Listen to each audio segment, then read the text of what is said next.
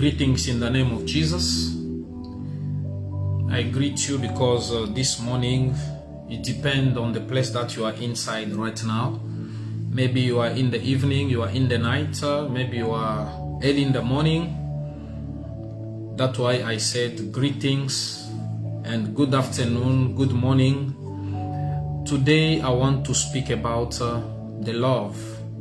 Many people were talking about love. I love you, I love you, I love you. So it's a topic that is very complicated to develop it, but today by the help of the Holy Spirit, I just want us to read the Bible and to understand. Instead of reading, I know many people, they are Bible readers, so I just want to tell you the story which is in the book of Luke chapter 10 from verse 25 to verse 36.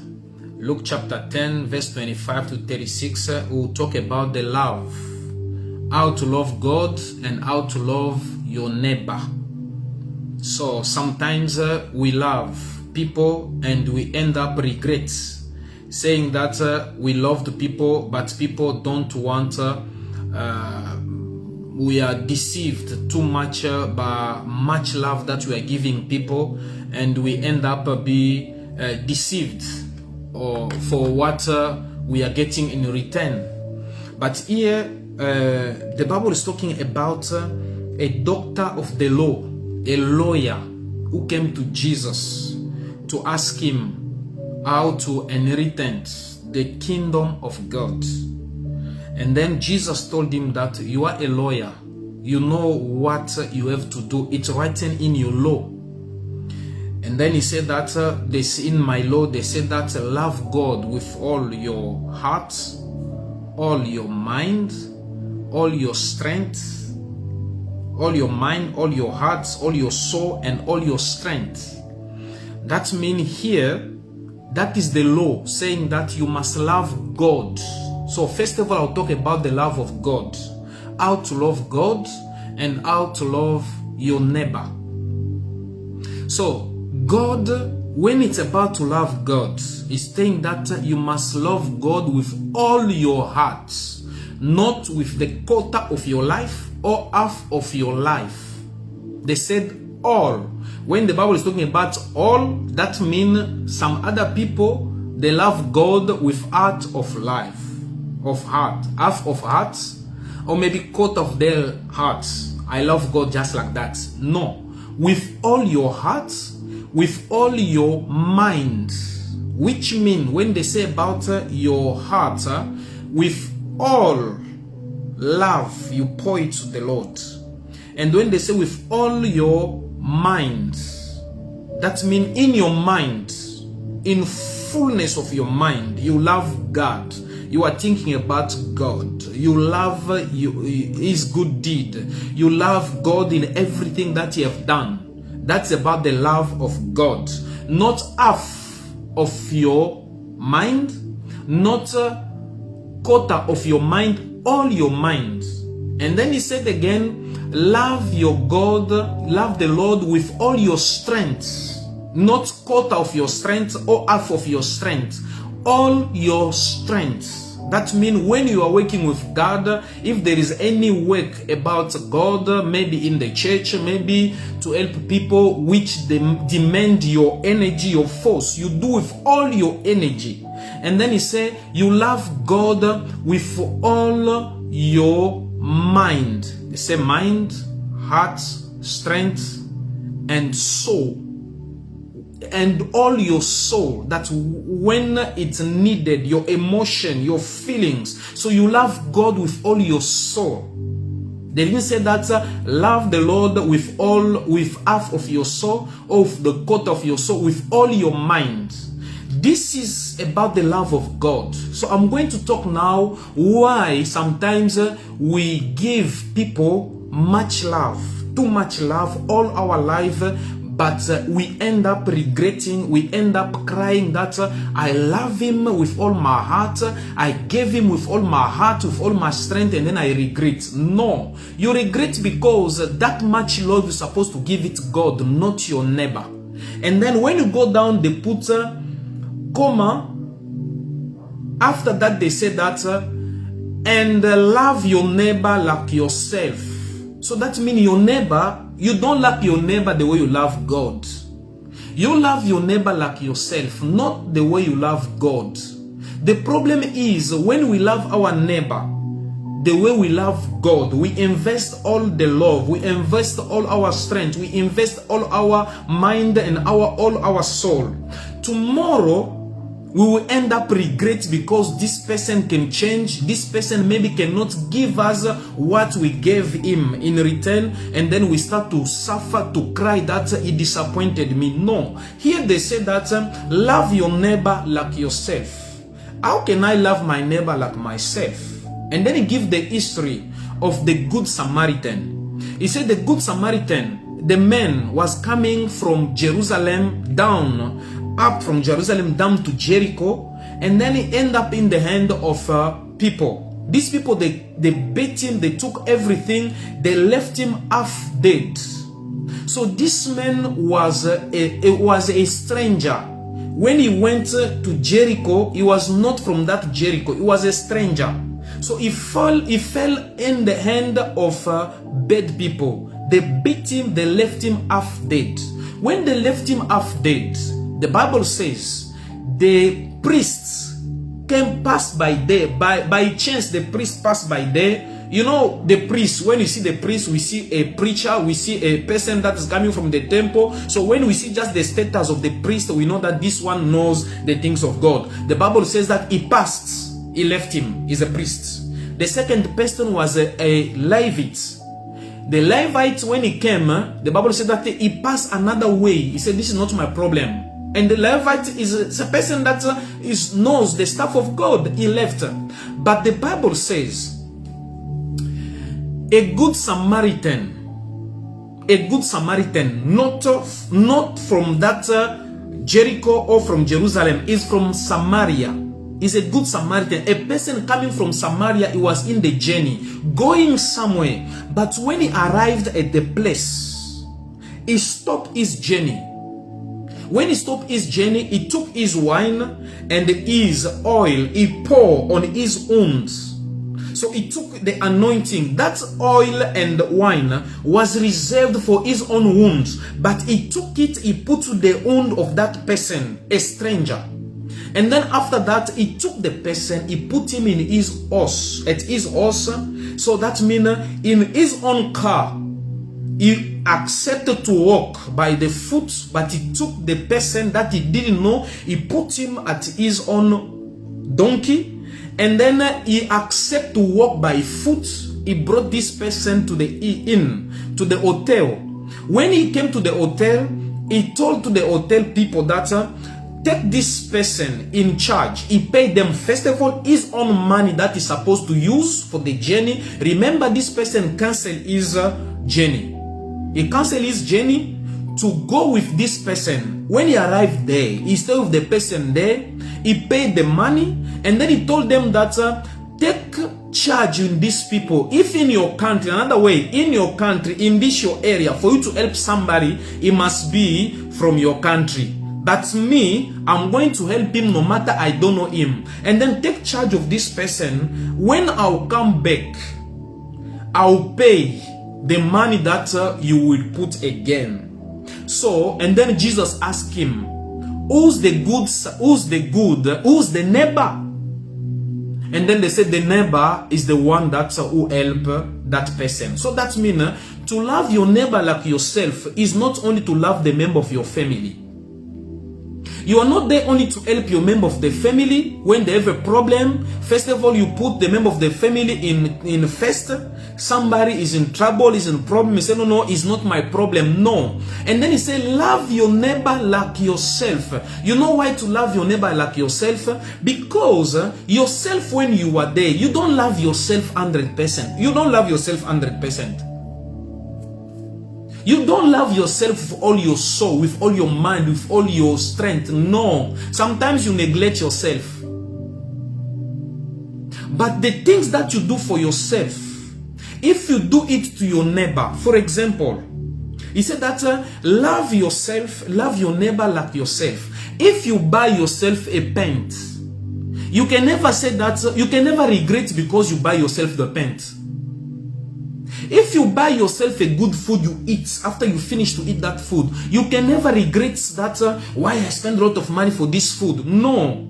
Because you love yourself. Because you love yourself. If you buy yourself something good, or maybe you buy yourself a good car, you are in that car, you will never regret that, why I buy myself expensive car like this. No, this is what Jesus wants for you, to do to your neighbor what you can do to yourself. Because if you do to your neighbor what you can do to yourself, you will never regret. If you can buy a shoes for yourself, you will never regret. The same shoes you can buy to yourself, if you buy it to your neighbor, you will never regret. The problem you regret it because when you invested too much, the love that you're supposed to love God, you love your neighbor more than God, and then this person, when gonna turn back on you, you will regret to say, no, I invest much in him, I loved him too much. No, the Bible says that love your neighbor like yourself. The way you love yourself, if you love your neighbor, it's gonna be fine. No matter that neighbor don't do nothing, because no matter that shoes don't fit you, whatever, even the shoes is like this, you can think just bad boy, it does not fit me, it's not a problem, just leave it in the house there. Because it's something that you buy for yourself. And then when you buy something to yourself, you forget. You can buy a watch for yourself. You wear it 2 days, 3 days, sometimes you forget it in the house. You don't even wear it. It's just the way that God wants you to do, to love your neighbor like the way you love yourself. Because when you love your neighbor the way you love yourself, it's not going to be a problem. This is where there is many problems with many people. The Bible says, love God with all your heart, with all your strength, with all your mind, with all your thinking, with all your hearts. You invest that love in God. But when it's about the neighbor, love the neighbor the way you love yourself. You know why this a good Samaritan? It's only the oil that he's supposed to use. The one that's supposed to use for himself. That's why he use it for that person. The journey that he was going, he cancel it for that person. That is your neighbor. So in another way, your neighbor is not only the member of your family, is not only the neighbor that is next to your house. The neighbor is the stranger that you don't know. And do good things for the people that you don't know, and God will bless you. But if you say that, that's why you see today many people are regretting too much. That's why we don't refuse to love. You have to love your neighbor, but how to love? You have to know how to manage your love. Jesus just explained here very nice. He said that the people who knows the law, they passed away. They just passed another side. The people who are supposed to know God, the people who are preaching the things of God, they don't love. You know why? They didn't help him. You know why? Because he was from the same country. They say because he was not from Jerusalem or from Jericho. He was not a Jew. He was not from he was not from Jericho. He was not from Jerusalem. They said, no, this one we don't know him. He's a stranger. But another person, he was going down to Jericho. So from Jerusalem, go down to Jericho. So people that were from Jericho, they look at him, they say, no, this is not from ours. This one is a man from Jerusalem. No. We rather help the people from Jericho than people from Jerusalem. But these people came not from Jerusalem, not from Jericho. He came away. A certain man coming from another country, he helped that person. So if you want to help people, don't help only people that you know. How many people you meet in the road, they ask you money? Can I have no matter, I don't know how the name of your money, or €2, €4, €5, even cents. You say, nah, I give him, he's gonna go to smoke, he's gonna go to drink alcohol. No, that is not your problem. If drink alcohol or not, is not your problem. Sometimes a person can be serious. He's asking you, don't look the appearance of people. Don't look the person the way he look like. Just do it with your heart. It's the person that you don't know. These people, they didn't help this man because maybe the way he was looking like. Because he was beaten already, wounded, he looked like a criminal. They judge him by the appearance. He was not looking like them. That's why they judge him, they didn't help him. But this man, when he came, he didn't look at his appearance. He didn't judge him like as a criminal. He didn't judge him that I don't know him. He just did it according to what he felt in his heart. He used his oil. He canceled his journey. He spent his own money. He used what he's supposed to use for himself. And then he said that even in return, I will come to give you back. And Jesus asked the question to that lawyer, who's the neighbor? And then he said, the neighbor is the one that will help another person. Who are you helping in your life? Are you helping only the member of your family? Are you helping only the friend that you know? Are you helping only the people that you see that this one, when I help him, they'll give me also? Don't you have problem with the member of your family? Sometimes you help them the Lord to send them money. At the end of the time, they say, no, the man that you send is too small. Do you think that I'm living about your money? No. The people that you don't know, they will be grateful than even the member of your family. Joseph was sold by the member of his family. Was betrayed by the member of his family. The Bible says that men shall have enemy only the member of his family. Sometimes the people that we treat, we say that this is a member of our family. I'm not against you to help the member of your family. I just want to tell you that sometimes your neighbor is not only the member of your family. Help your family, yes, but remember of the people that you don't know. That's why the Bible says that other people, they did receive the angels. Abraham received angels. Those angels, they were passing. When they passed by his road, he ran. They didn't come in his house. He ran. He went to meet them. He said that, just come in my house. I want to give you food to wash your feet, and then you're going to continue with your journey. They were going in Sodom and Gomorrah, but they passed by the house of Abraham. Abraham welcomed them. He did everything. After he finished, they gave him the revelation that your wife the same year, next time this year, your wife gonna have a child. But if Abraham left those people past, I don't think that he's supposed to receive that miracle of Isaac. God can promise you. Abraham had a promise, but you have to know how to unlock the blessing, the promises of God. He had a promise, but he have to do something to unlock the blessing of God. So if he left those angels passing, that's why the Bible says that other people, Moses, they promised him to go in Canaan. But the Bible says that he saluted from far.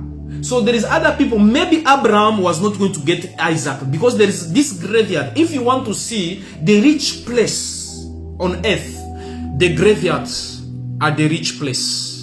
Because there's people that have died there inside with a lot of dreams. With dreams and dreams, but they've died with those dreams. Those are riches. So Abraham was going to die without a child. So in helping this small one, this nobody, in helping these people that you don't know, you unlock the blessing of God. You unlock the miracle in your life. So there is two love, the love of your neighbor and the love of God. When it's about God, love him with all your mind, all of your strength, all of your soul, all of your hearts. All, not half, not small, all. But when it's about your neighbor, love him like yourself. If you love him like yourself, it's going to be fun. Because when you don't have nothing to give him. If you have something you can give to share with him, that's the love of your neighbor. So I know that what I've spoken now cannot make sense if you don't have Jesus in your life. So if you are blessed with this message, change the way you see love of your neighbor. Don't love only the people that are around you, but love also the people that you don't know. Share with the people that you don't know. Even they ask you to one euro, 1 rand, 1 franc, whatever they call you in your country. So if they ask you something, don't judge them by the appearance, because you can judge them. They are your blessing. The problem is we've got many blessings in our life. The problem is the package of the blessing. We are judging the blessing by its package. You know, when somebody bring you the gifts, if the package is not good, the package that they wrap the gift is not good, sometimes you end up refuse that package. You say this package is not good, but when inside that package there is a blessing. So you can see somebody is not a good looking, it does not look good, it look like a criminal, it look like somebody that can come to steal your money. You can't give him because he's a smoker, because he's a drunkard. Listen, that you don't judge the book by its cover. You are judging the book by its cover. Open first the book to know what is inside. So you just help that person. He may be a drunkard, but beyond that drunkard, you can be saved. You can give him just €2. You give him €2 and then he tell you that, you know, that road you are going, don't go there, they're a criminal, they can kill you, just go this side. But you didn't judge the book by its cover. So change today the way you see things in life. Change today the way you judge other people. Bless everybody. Don't judge person. If go smoke is not your problem. If go drink is not your problem. But you just bless the neighbors, bless other people. In that way, you will never regret in your life. The problem that we are blessing people, we are loving people, but overdose. If you love somebody, you overdose. You don't know how to manage your love for your other people, for your neighbor, for other people. You end up regrets. So if these things did bless you, for this preaching makes sense in your life, if you never receive Christ in your life like your Savior and your Lord, for these things that are just spoken right now to make sense in your life, I just want you to receive Jesus in your life as your Savior and your Lord. So if you are blessed with this teaching, I want you to share it to somebody else to be blessed like you. But before you share it, before you love it, I want you, if you never receive Christ in your life as your Savior and your Lord, I want to give you the chance to receive Him in your life as your Savior and your Lord. I want you to repeat this prayer after me. It's by confessing with your mouth that salvation will come. I want you to repeat this prayer. If you believe, you say, God, I believe, Jesus, that you are a son of God, that God raised you from the death, and you died to the cross of Calvary for my sins.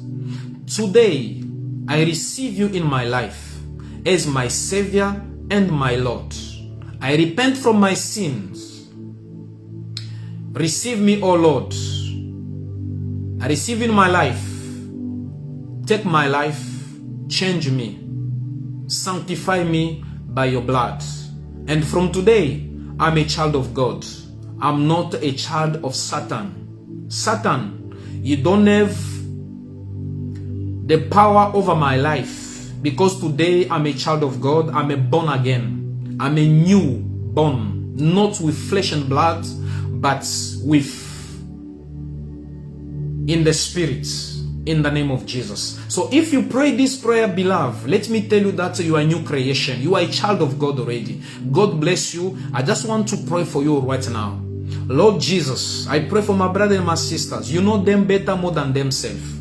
In the name of Jesus, the Son of the living God, I pray for whoever gonna listen this message to be blessed abundantly, exceedingly, above more than the expectation. God bless them, cover them in the blood of Jesus. Lord Jesus, let this person who received you, let him be your child. Let them see the blessing of God. Let them see the promises of the children of God, Lord. Let them not go aside your word, but bless them, Jehovah Nissi. Forgive their sins. Receive them, Lord. I thank you because their names are written in the life of, in the book of life. I thank you because they are saved. In the name of Jesus Christ we pray. Amen. God bless you. I want you to like it and to share it. Until we meet next time. God bless you.